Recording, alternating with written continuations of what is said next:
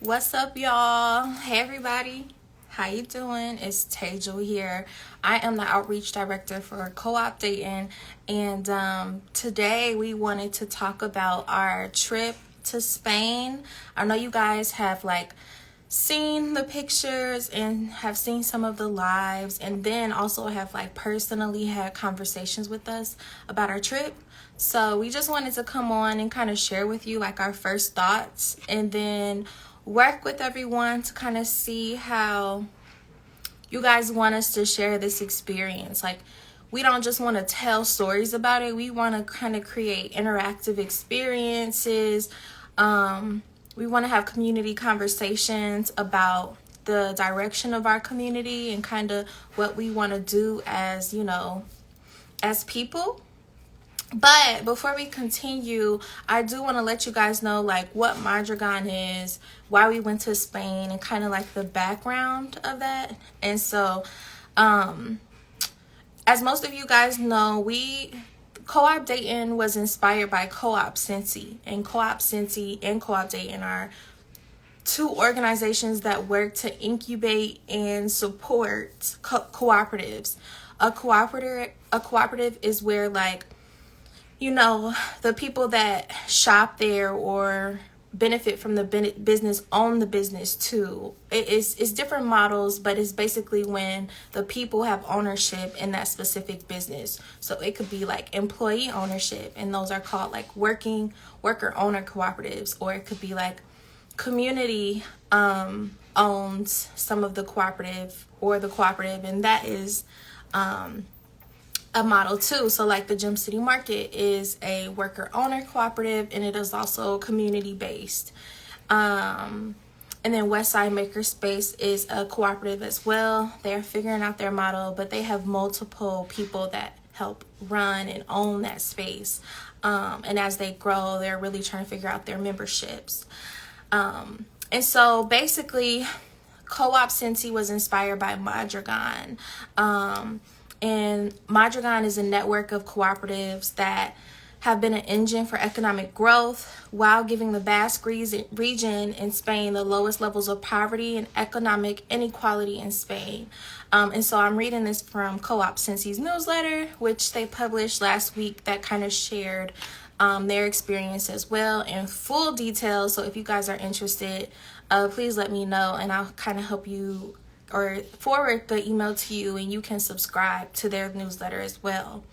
But just to give you guys some numbers, Mondragon has over 70,000 people in association of about 80 cooperatives. So that is 70,000 people that have this idea that the Mondragon model is something that works for them, and they implement it, and it creates a space for them to have equity in their economy, to feel like they're being treated well, and to have kind of a say-so in how they operate.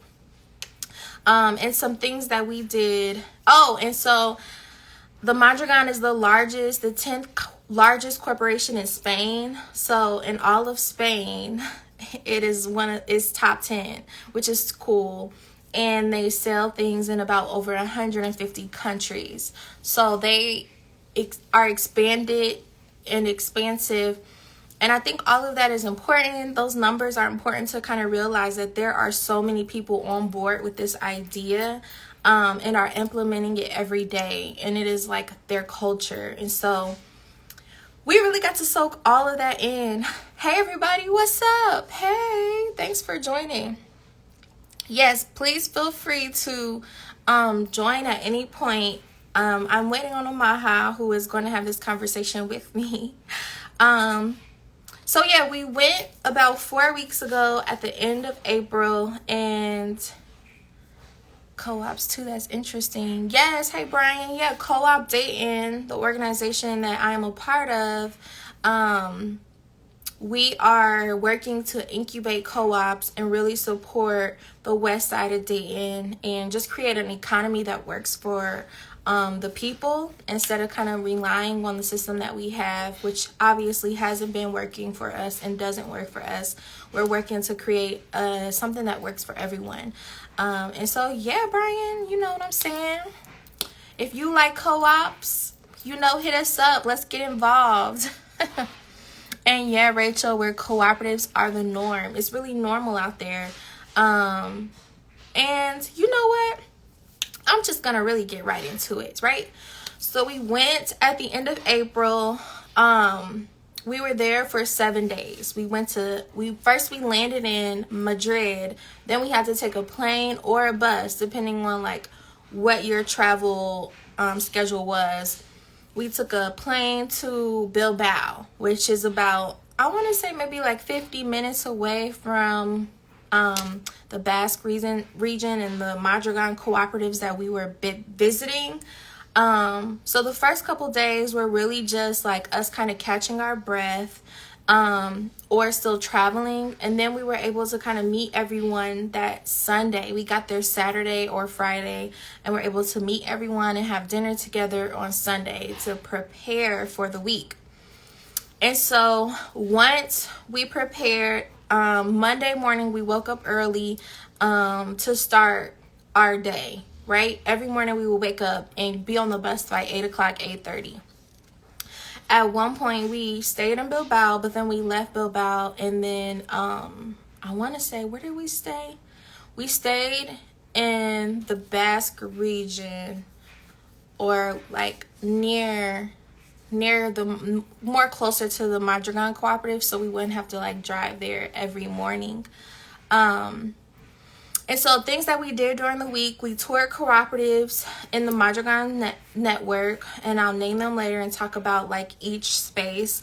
And then we spoke with businesses and solidarity economy leaders. So there were people that came in every morning to talk to us about the work that they do in their cooperatives, or how, and gave us the history. We got the history of cooperatives, and how they were started. And we also were able to visit the larger cooperatives later on in that space and learn more about the different places that we went to visit. And it was just really interesting. I think that I was like full of like knowledge and wanting to learn more. Give me 1 second. Amaha is texting me. Oh, okay. What's up, Amaha? All right, so you're on. All right, I am about to add you on.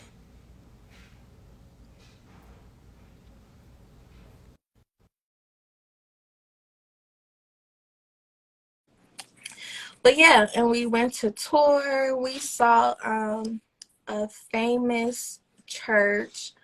Um, what's up, Amaha? Peace. Hey. Well, right now I gave them like a little bit about Mondragon. I don't know. Have you been on here, or did you just get on here? I just got on here like. Okay, cool. I gave them like the textbook definition of Mondragon, but could you like go into like their principles and like just like, I know Co-op Dayton was kind of built off of the principles of the Mondragon, so can you talk a little bit about that? Yeah. Give me 1 second. I can't see the. For some reason, I can't get the screen to. That's weird. Okay. Um. Yeah. So let me see. Um. So yeah. So Mondragon was kind of. It was. It was. So you gave me the history of Mondragon. Mm-hmm. Okay. What else did you share? I told them that Mondragon really kind of is the North Star for Co-op Cincy and Co-op Dayton. I talked about it being launched in 1956 and it being a network of cooperatives in the Basque region. I talked about how many employees they have and how many cooperatives they have, kind of like just like the numbers and the stats. Okay. Okay. But I Okay. think who started it is important, and like why this was started off, but I don't have that much knowledge in that part. Okay, so basically, um, Mondragon was started by a man. His name was Father Jose Maria, and he has a really hard last name, which was like Arizmendier Arieta. please come on here and help me pronounce that if you have the pronunciation. But and it was really in response to like some crazy leadership, dictatorship almost, that was going on during that time period. And it kind of reminds me of now. Especially after experiencing like COVID and quarantine and like the things that we experience every day. But like, I feel like for me, and I don't know if this is anyone else, but being in quarantine and COVID, it like really woke me up. Like, man, we are really going through some things, and we don't have to do this. We don't have to go through this. We don't have to participate in a system that, pays people minimum wage, and minimum wage doesn't even cover your apartment or your mortgage. The system is set up, and a lot of times we feel like, oh, that's just how it is, but it doesn't have to be how it is. And the Mondragon, in a time where they felt stressed and discouraged, and leadership was trying to wash the Basque region of their culture. They stood together and created this space of cooperation between each other, which expanded from one man and a group of students to, like I said earlier, 70,000 people. And so, and I'll wait for Amaha to join us, although I'm not like really technical in like the specific details, I understand the oh, what's up, Amaha? You back? I understand the overall experience of like feeling oppressed and feeling this pressure and wanting to change it and coming together to do so. And so I think for me personally, that is like the part that really inspires me to continue to like organize and do this work. Okay, Maha, what's up? Cool. Yeah. Sorry about that. My phone was tripping. Just okay. Yeah. So, like you say, it was started by the one priest, where they're trying to find, really answers, right, to problems that they are experiencing, and they had the belief and the power and their ability to shape it together. One of the main principles. Well, I'll go through one of the underlying assumptions in the principle is like, like how to create an economy and society, I would say, that is rooted in human dignity. Like the essentialness of like human dignity, dignity for everybody was like key to all of it, right?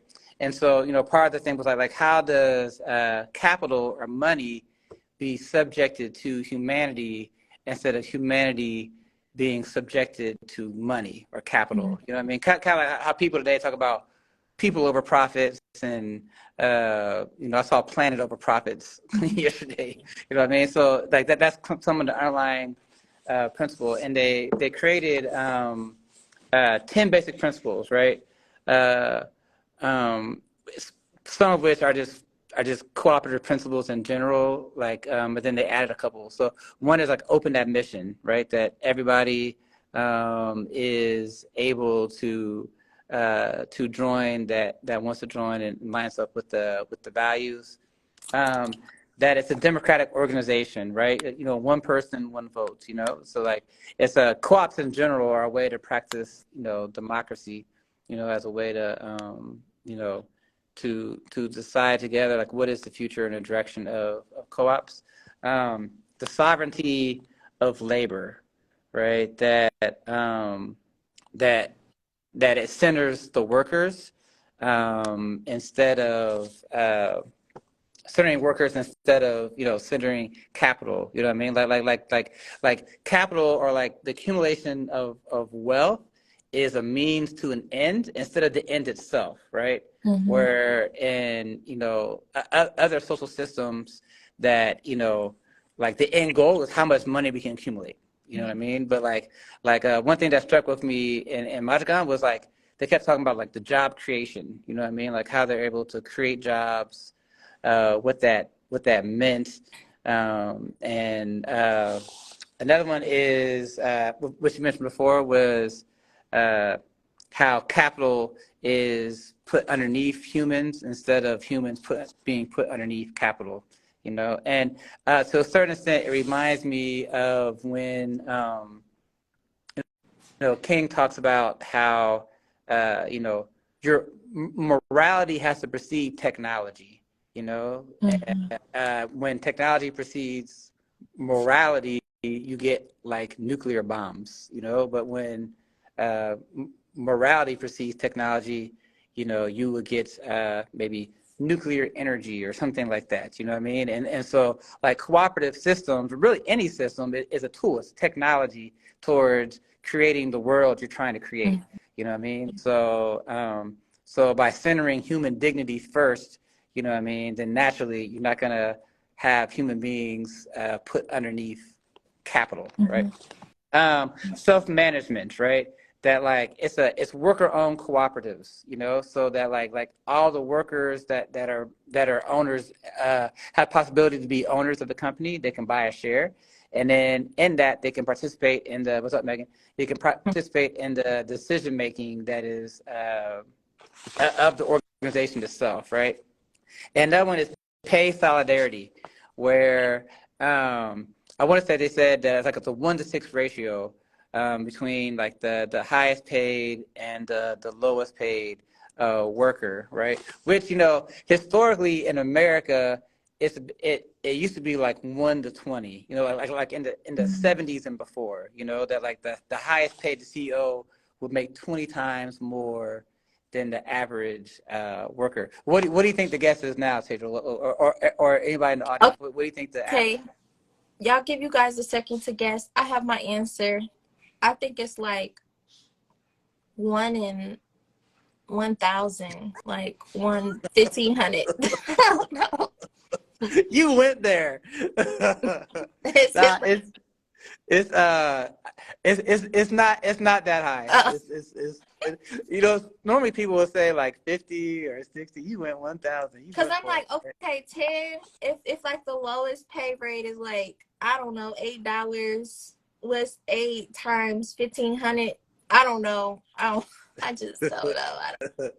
Nah, but you know what? I mean, it's not that bad, but it is bad still, right? It's like yeah, good guess, Megan. That's 76. It's like about 200 to 1. You know what I mean? Oh, So basically, what they're saying is that like each minute that the CEO works is 200 times more valuable to the company than the average worker, right? And so that's how we have the gross disparity that we have right now. I mean, especially in America, right? It's because of how we value. So within the Mondragon, they have pay solidarity, right? Where the highest paid worker is 6 more than the other, right? Because like the underlying assumption is that like how we are balancing solidarity and business, and how to solidarity meaning shared identity, right? So how we're taking care of everybody, but still having distinctions, right? Like people come with different responsibilities, different skill sets. You know what I mean? So being able to create a system that creates differentiation in that, but making sure that, yeah, like you said, Taylor, the system that works for all. Yeah. no. Lisa, let's change this. Okay, yeah. No, I I don't still want think to it change it. works. I want to create a new system. I say, yeah, and I think that goes to the audacity, right? Like I'm kind of skipping, I'm bouncing around a little bit. When we look at like the audacity that a priest and was a 5 people or whatever it was, like they reimagined a world that was not there yet. You know Mhm. what I mean? Like they didn't have a blueprint. You know what I mean? They didn't have anything. They didn't even know if it was possible. You know what I mean? But they took time to study together and read together and to act together, right? Like the key thing that I keep hearing in Mondragon is acting to learn. You know what I mean? But it's kind of like action research, right? Where it's like knowledge is known when we act. You know what I mean? So they kept acting and learning from that experience, which then informed other action. They talk about being little in theory and more in practice. You know what I mean? So because they Ooh. seek to embody, what Hmm. I mean, this It's this thing. it seems like when we stay in theory, like I think about mission statements that organizations have, and it's like, this is our mission. But it's like a lot of times we live more in theory rather than embodying. Like, we want to create, like, some missions are like, we want to create, power in the community through whatever. But it's like, how are you embodying that? How is your organization embodying that? But I do have a question for the people. So Amaha That's talks a real, lot about having Rachel. um Go ahead. Amaha talked a lot about having the audacity to reimagine and to really act on that reimagination. Do you guys feel like comfortable in acting on the thought of creating a whole new system? It's an action. It's not a thought anymore. Do you guys feel good and comfortable in creating a whole new system and being a part of a whole new system? Or if not, like, what do you feel like is stopping you? Is it like disbelief, or is it like, you know, but yeah, answer that question how you feel. But what were you saying? Oh no, I was. Rachel had put in a comment. Rachel went with us on the trip too, and Mm-hmm. they mentioned. Rachel mentioned. They spent a lot of time together. Yeah. You know what I mean, and because like part of it is like, and I appreciate that, Megan. Yeah, I bear witness. That like being relational instead of transactional, right? And so like the thing that struck me about Mondragon, and just like putting on my nerd hat for a second, I'm in a school right now. I got done teaching class, so I guess I got permission to be nerdy for a second. That like they set out to build a whole next social system. Mm-hmm. Like when you're talking about rooting human dignity, it wasn't just building businesses, right? Businesses was a means to build the economy, right? Like even like if you read a book called Collective Courage, right? Like how like social movement, social transformation, which is the next principle actually in Mondragon, is social transformation. So all these things are about like how we're shaping the environment around us, right? How we're expanding our we, how are we mitigating inequalities in our system, and using economic development as a tool for that. Like some people call it cooperative economic development, right? Because yes, transformational versus transactional, yes, or over transactional, yes, 100%. Transformative relationships is the key to this, right? And key to our healing in general, and so uh, so they went to previously, especially in like Black liberation movements, that like social progress and economy were joined together, but like sometimes we separated out, and like we're trying to do things, but we're not doing the economy simultaneously. And what ends up happening is that like the economy is a way to like drive the direction that we're trying to go. You know what I mean? So like talking about building a solidarity economy. You know what I mean? Economy where we're flipping the dollar amongst those that have more of a shared idea or a collective hope for the direction that they're trying to go to. Like how the economy like allows us to do that. You know what I mean? Because if we're all working jobs that are just totally disconnected from the world that we're trying to create, then we're maintaining the status quo. You know what I mean? And that's why I think like the Gem City Market can be such a powerful tool, right? Because not only is it increasing access to fresh fruits and vegetables in the area that didn't have it, you know what I mean? Like it couldn't have happened if people didn't come together to meet a collective need, which was, the lack of access, right? But then simultaneously, it's like what is the world that we can create?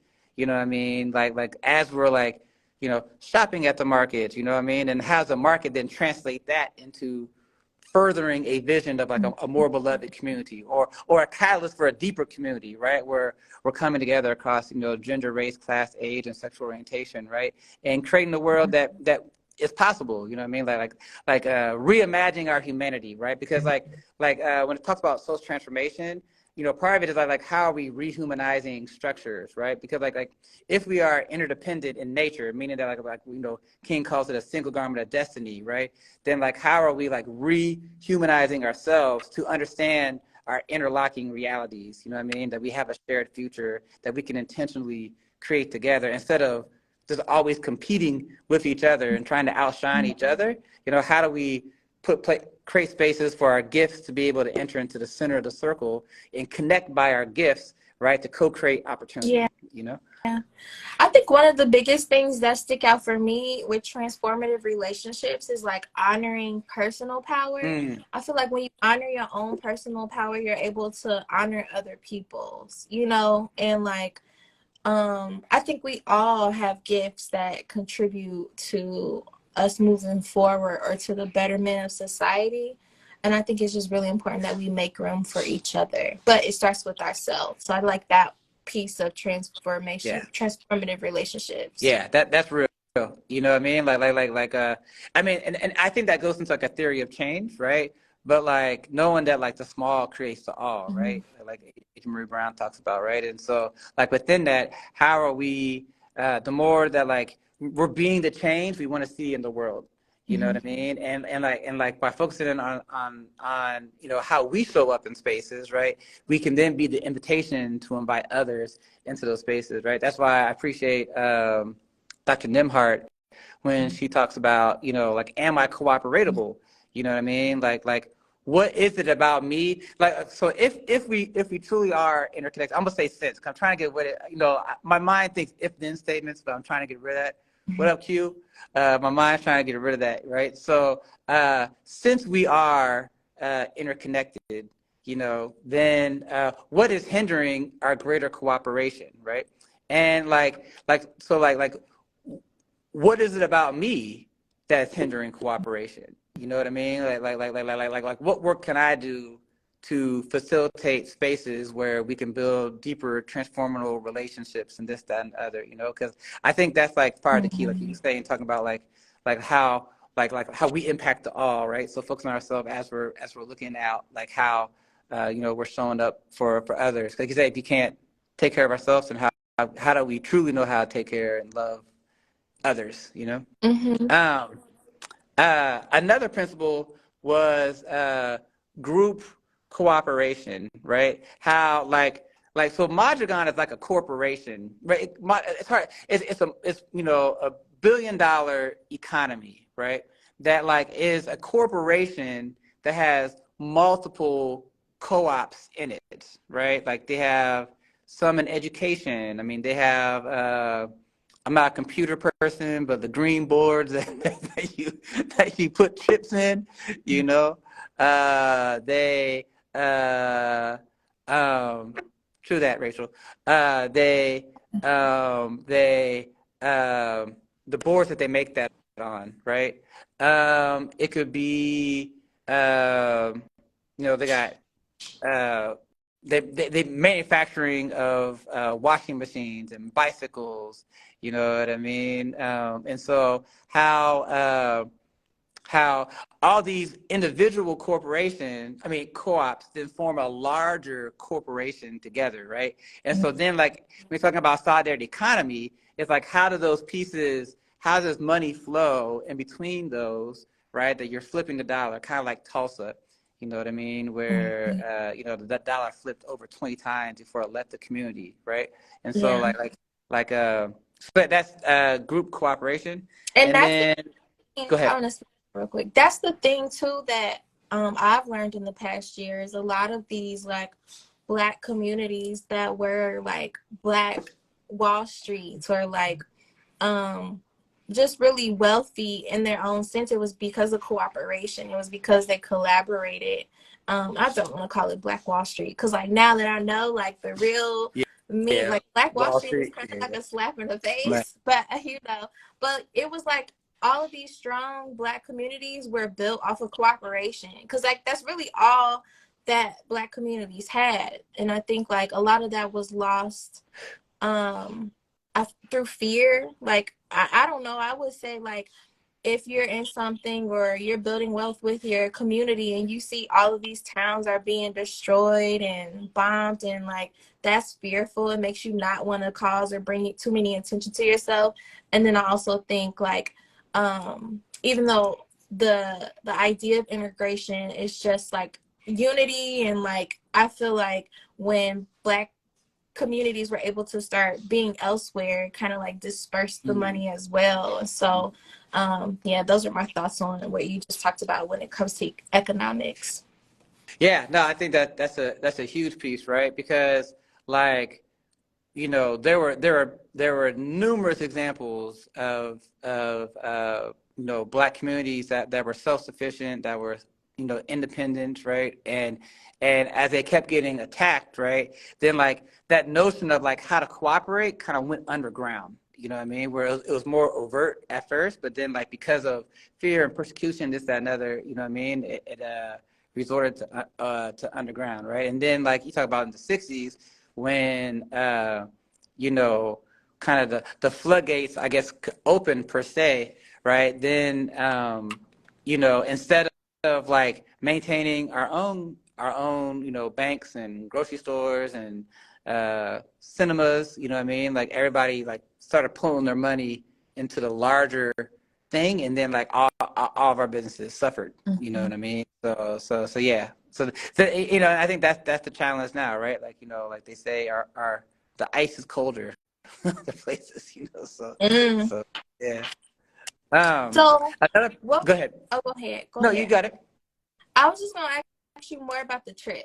Cool.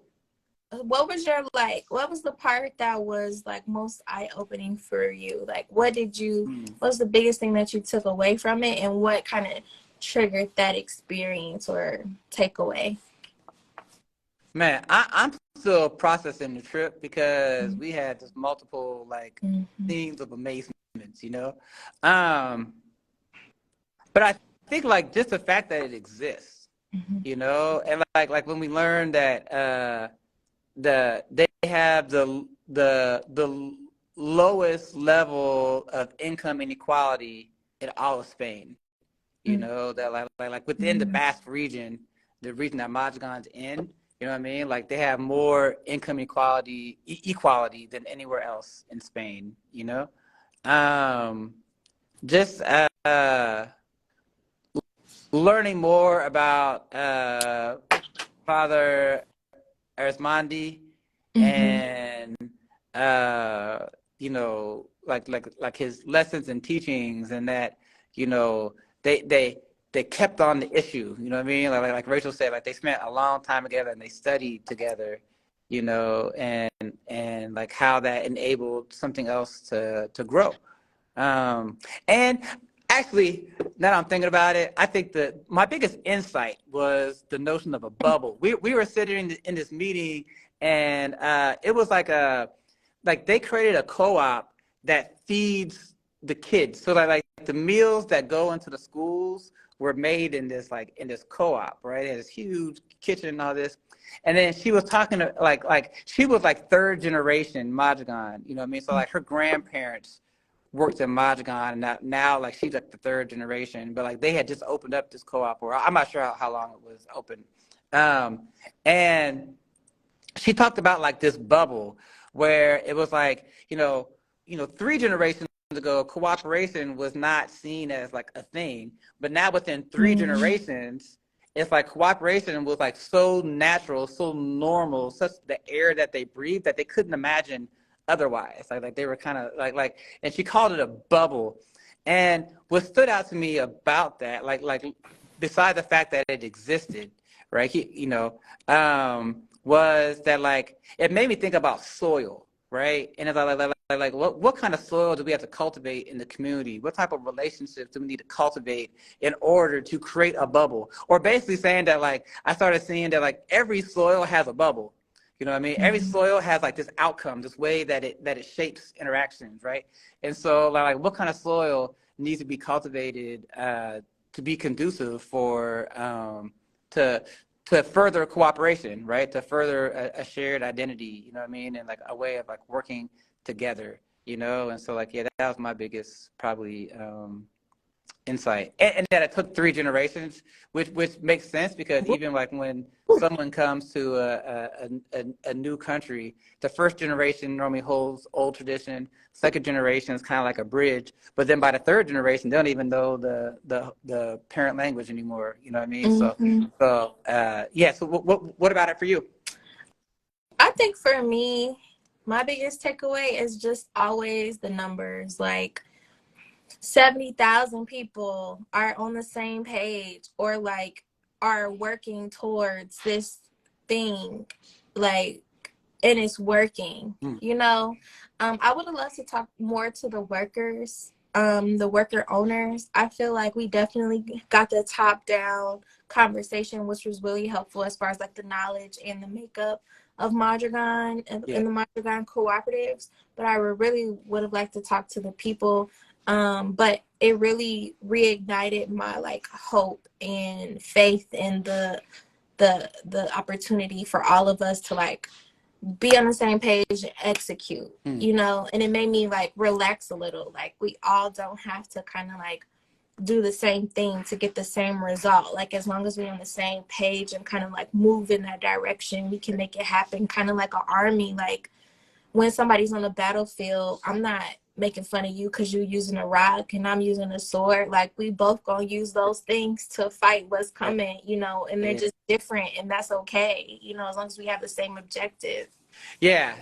Yeah, that's a real good, insight. You know what I mean? Because like I think like underneath Mondragon and really any social system is the values, Mhm. and like as we have shared values, then that informs the norms that we create, that informs all these other things. And so it's so yeah, so I definitely feel you on that, because Mondragon, I mean, like it's not perfect, and they still got some messiness, like we all got messiness because we're humans, you know what I mean?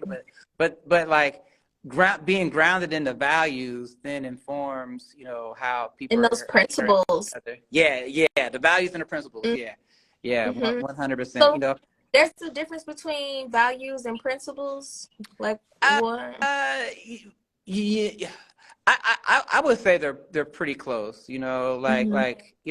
Like my own take, which could be completely wrong, would be like values probably inform the principles. Like it could be that like we embody values through the principles or something like that. But Mm-hmm. I could be completely wrong, so I'm open to anybody that wants to Yeah, y'all. What's correct up? me. Everybody's so quiet. You guys are just listening. I love it. If anybody wants to come up and ask questions, or if you went on the Spain trip and you want to kind of talk about your experience, Rachel, like make sure you guys join the live. Another reason why we wanted to go live is because as our team kind of processes this trip together, we want to share it with our community in ways that are really impactful and kind of like change the scope of like that helps build cooperatives like Amaha said, so we can kind of like use it as a tool to bring to be able to put humans and humanity before profit.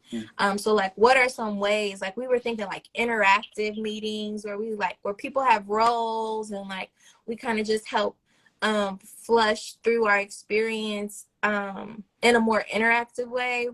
And we also were just thinking about community conversations, but what are your thoughts? Um, I think that it was really nice to be in Mondragon because a lot of us were just like, okay, like we have this very like picture perfect idea of what the Mondragon Corporation is, but like, how do we like what's real, you know? And I think that the leaders did a really good job of being honest. Like when they talked about some of the cooperatives leaving recently, they were just like, it's just like it's something you want to be a part of or something that you don't want to be a part of, and we don't force it. There's no hard feelings. We kind of just are like, okay, from their perspective. So I like if they were like kind of honest and touched on the cooperatives that left. Yeah.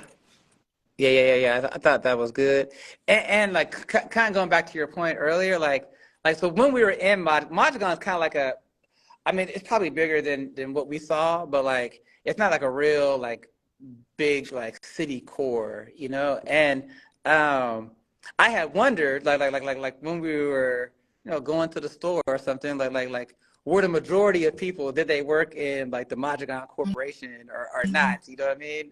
But I never like asked like people on the ground was like, hey, do you work in the Mondragon Co-op? And if so, like what you know what I mean? Like I never did that. You know what I mean? Yeah.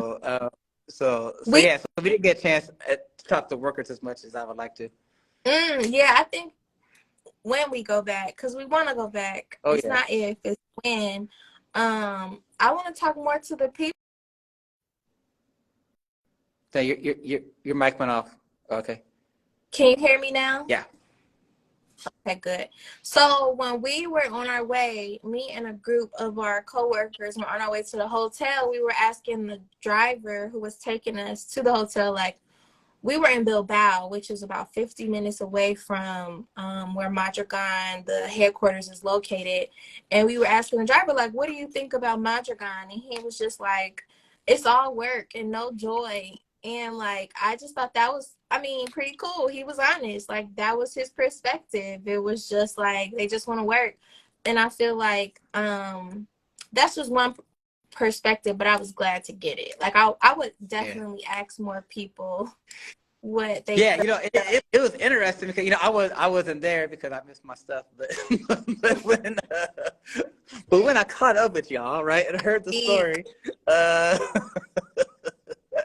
that what it was interesting, like so Bilbao was I loved Bilbao, Mhm. but like that was more, Did it seemed more like a Miami or he? something like that. It was like it was a cosmopolitan It was city popping. with yeah, it's popping for sure, Mm-hmm. and so so because of like it wasn't centered around work, but Bilbao itself actually is an amazing story because 20 years prior, Bilbao was just a shipping place, like it's a place where it was a place to load and unload ships, and in 20 years they transformed the whole city into like this amazing cosmopolitan that it is today. It's So even that just tells you again that like change is possible. That like our current reality does not have to be our future.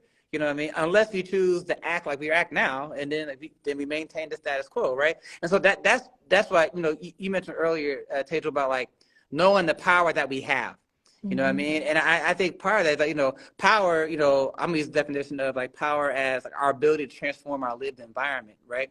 And so like knowing that we have the power to determine how these things work and function and move and like how we interact with each other and like what kind of spaces that we create to allow thriving and flourishing, you know what I mean? All by the social choice. And so, but I'm comparing that to, because Mondragon, you know what I mean? They were more work centered. You know what I Mm-hmm. mean? Like I'm sure they probably have some cool kick places. You know what I mean? But it wasn't like it wasn't like Bill, that's for sure. So Guggenheim. oh, that's what's the Guggenheim Museum. Yeah, it's real. Yeah, they have an amazing museum there called the Guggenheim Museum, and that was part of their transformation and the reimagining of like what they could be together.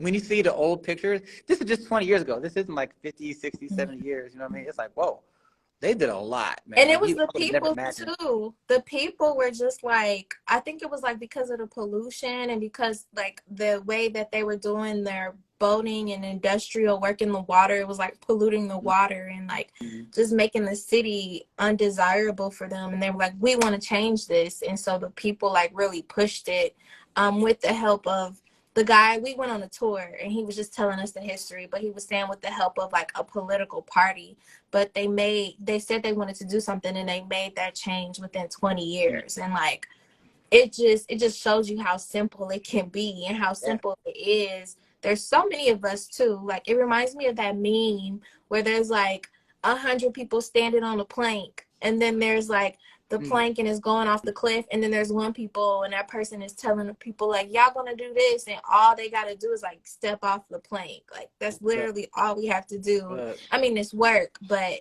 it could be so simple. um what was I about to say? There was something else I wanted to talk about, but I forget. okay. Uh, Education was a huge key too, right? hmm Like they centered a lot of like learning and always learning, which shows us up even in like they have a lot of open books, right? So like, it's workers own the businesses, and so like workers share the data, like what I mean, of like how mm, they learn how to run businesses. They have like levels of transparency that they can see, how a dollar flows through the business and this, that, and the other, so they can make informed decisions. Kind of like the Kaizen model that is used in Japan. And mm, so it's like everybody has a different way to look at it and how they all come together. You know what I mean? So that was I thought that was a huge insight for me to just to see it in practice. Yeah. I think another thing too, okay, so you were talking about how jobs was like the super focus. It was like building jobs and I was like, oh, this like right now in the state that we're in the US, like in our community, like that's not gonna work. Like letting people know like we're gonna build jobs. Like it's more it made me feel like our thing is like passion. And that's just like my personal opinion. Like I felt like that was their thing, but it made me curious about what our thing is. You know what I'm saying? Like, what is our thing that is going to motivate everyone towards this collective thought tank or this collective space of movement? And I feel like it's passion. I feel like people will be really excited to make money, like sustain to more than sustain, and then also like passion. Like if somebody could work in their passion, I could see them like wanting to be a part of something in a much larger scale. Yeah, no, for that, I think that's a great question to ask at our, even as now and to ask at our next one, right? Like, you know, I, I think there's like, passion without a way to provide for our families, right? Like doesn't enable us to fully go to where we probably could go, right? And so like how those two are married together, that we're creating ways to build an economic base through our passions, right? Seems like that sweet spot, you know what I mean? And but like how do we get there? You know what I mean? And what is that, right? And I think like to me it's like, you know, that's the power of participation and having like community dialogues. You know what I mean? Yeah. That's like, yo, you know what I mean? Like what do we want to figure out together? You know what I mean? And like how to make this work, and me personally, like I'm not stuck as far as like, oh, it has to be this pathway or that pathway, you know what I mean? It's like how do we move, how do we build cooperation and collaboration amongst, different styles or different methods going forward, right? Like once you know your North Star, people may take different routes to get there. You know what I mean? But how do we, increase our cooperation? Because for me, beyond building cooperatives as like a business structure, like how we increase our cooperation amongst each other. You know what I mean? Like, to me, like that's the root to all of it. That's why it's grounded in love. Yeah, I 100% agree. I think that yeah. I think one question that comes to mind is like, oh, Rachel, I'm trying to add you. It won't. Is it working for your side or was that an accident? Let me know so I can know if I need to keep trying. But it makes me think. One question that I had was like, you know, our who chose for us to be modeled or inspired by the Mondragon principles? Is that just something that's like like our like whose decision was that? Was that a collective decision? And what if community is like we can't relate? Like like it does the process start from the very beginning or does it start after the base and foundation has been set? Like I just was curious as to like what does it look like for all of us to agree on something and move towards something? Yeah. So like, yeah, I think it's an interesting question. And like, um, I'm gonna use a Dayton example. You know what I mean? So I know people are looking at some different places, but like, so in Dayton right now, there's a conversation about like oh, there's Rachel, how to build uh, a human rights city. You know, um, what does that mean?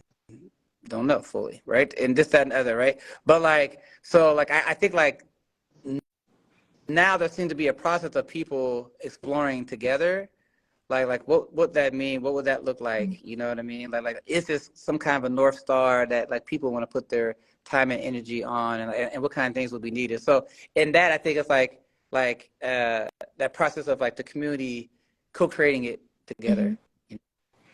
Hey Rachel, what's up? Hey, great conversation. A couple of things that came up for me from what y'all were talking about were how way back 70 years ago, one of the things we learned way back 70 years ago, um, when they were building cooperatives, they started with the strength of the industry that was already in Mondragon. It was the steel industry.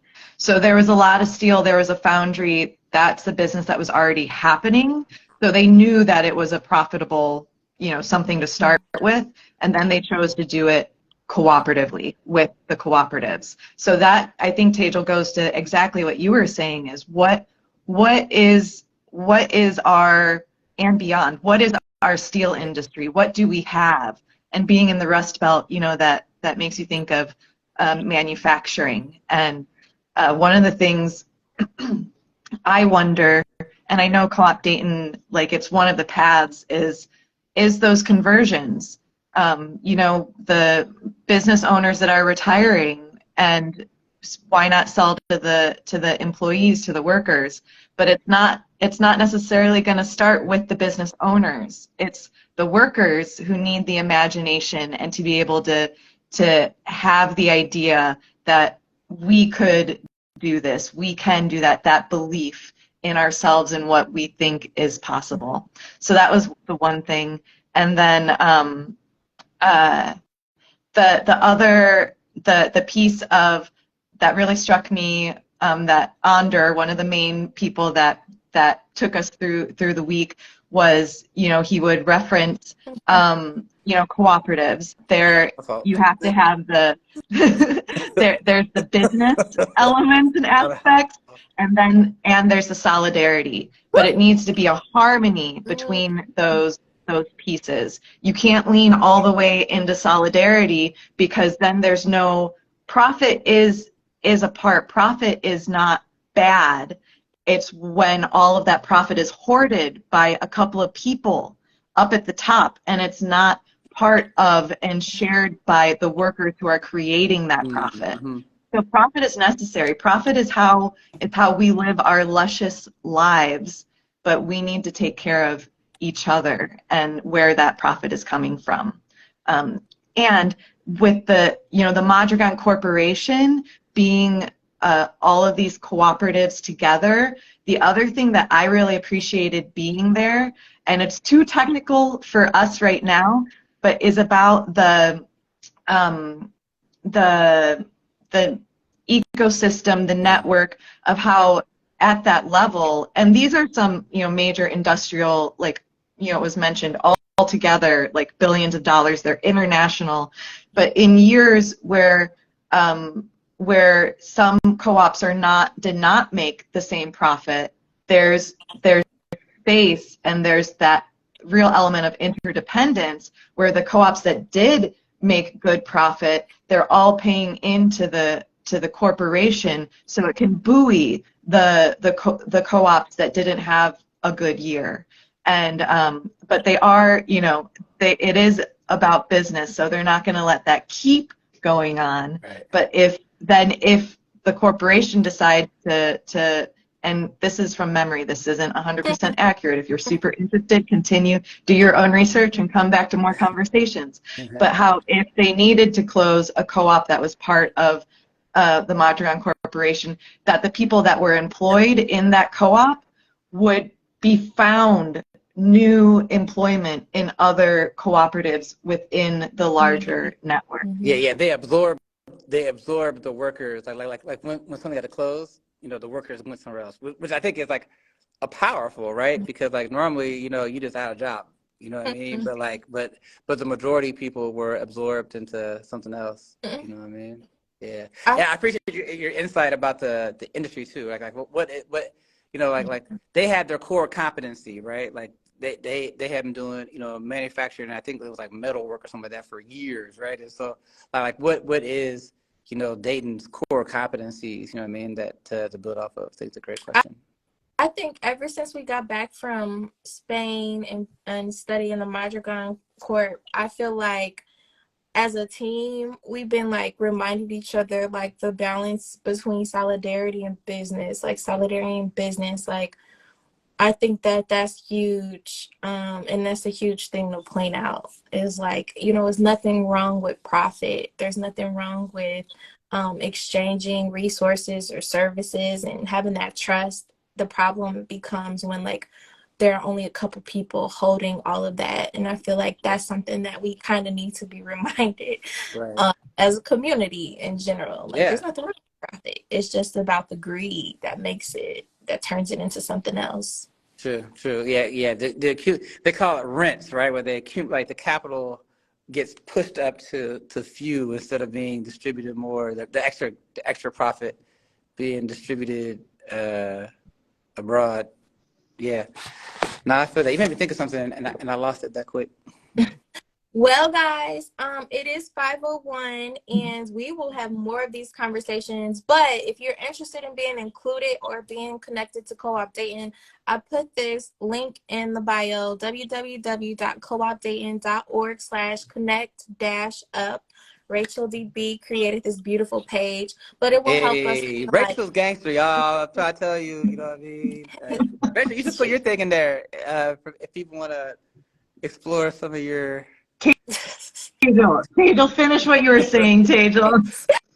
Well, yes, I will second that. Rachel is the best, but this page will help us connect you and put you in like this ecosystem that we're trying to connect of like people with passion, people that want to make a change and create this system that we're building so that other people can be like, oh, it's a new system in town. Let's do that, And so we're just really trying to work to build like a snowball effect. Every snowflake matters and we need you. Yeah. Do you guys have any like closing thoughts? Oh wait, before you guys go, okay, we really want That to was my snap.